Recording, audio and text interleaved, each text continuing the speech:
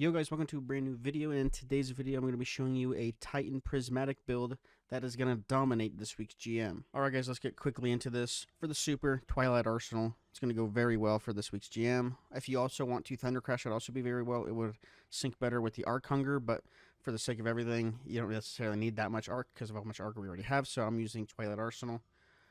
Thruster, Catapult Lift, that's just the jump I prefer. Pick whichever you want. We're using the Shield Throw. We're mainly going to be using our melees for the Consecration, but if you do need that emergency overshield, you pretty much will have this shield ready at all times. So, just another way to stay alive. And then we're using the Pulse Grenade. We're using Consecration, because obviously, and then a Knockout. These two combined are absolutely broken. For the Fragments, we're using Facet of Awakening, Facet of Purpose, Facet of Dominance, Facet of Sacrifice, and Facet of Protection. Let's go over these really quick. Obviously, if you see my last two builds, you would know Facet of Awakening is I'm a fucking little cuck for this fragment. This one, we're going to be making Void Reaches and Ionic Traces, mostly. Facet of Purpose is going to give us that Overshield because we're using Twilight Arsenal. Facet of Dominance is going to make our Pulse Grenade Jolt, which is one of the other things that we need for this build. Facet of Sacrifice is going to give us that Darkness energy from having a light buff. And then Facet of Protection just gives us damage reduction. And let's go over the armor. So for the helmet, we're going to be rocking Ashes to Assets, a Stasis Siphon for the GL, and then Powerful Friends. For the gloves, we're rocking Heavy Handed to make orbs with the Consecration. We're rocking Bolstering Destination to get class ability energy from our grenade. And then whenever we do damage with our grenade, we'll also get some Consecration energy back as well. For this GM specifically, there's a lot of snipers. So a sniper resist with 100 resilience, you can actually tank one shot. And if you have some void resistance, it also helps. And then some arc. Those are the two. The main burn is void, but arc resistance and void is both nice to have. For the boots, I'm running a recuperation and then a double absolution. This is going to be really nice with Thruster because we can spam it, picking up those orbs quite often. And then recuperation obviously will heal you, so it's a nice way to stay healed.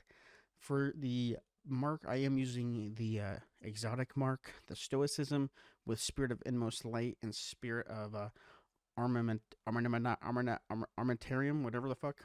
You don't need to have the Armentarium, whatever. I would prefer, honestly, to have Synthoceps here, but I'm not lucky enough to get that.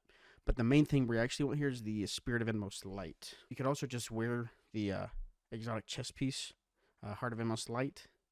This would also work the exact same way. I just wouldn't obviously get the second effect. But if you don't have this, then just wear the chest piece with the same mods on everything. But then we're using Reaper because we're going to be spamming our class ability quite often with Powerful Attraction, pulling in all those orbs, and then obviously we get Outreach. So we mainly want to get our melee back as fast as we can because Spirit of Inmost Light will pretty much feed everything else, and it'll feed Consecration back to you as well. But we want to make sure we have that melee because the melee is our strongest thing that we have here, for sure.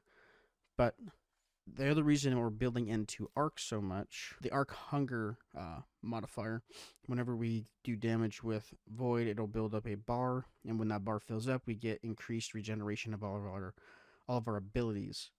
So that's why we have Arc Nade. That's also why we're using an Arc Heavy. For the weapons, I'm using Lost Signal with Autoloading and Demolitionist. This is just to get some more grenade energy. This honestly could be better with Vorpal depending on how you're using it. We're not using it as a boss DPS type of weapon. We're mainly just shooting it onto the group of ads to debuff them, all that kind of stuff.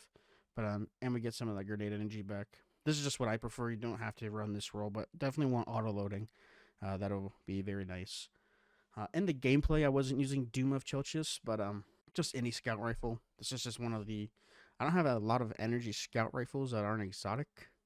And, well, I have an arc one. I guess the arc one would probably be better. But, yeah, just any scout for barrier. You don't even have to run barrier if you don't want. Just hope your teammates have it, I guess. Or if you have another way to break barriers. So. But we're also using Anarchy.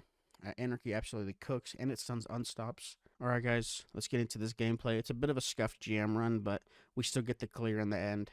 You're going to see how potent this build can be, but let's get into it.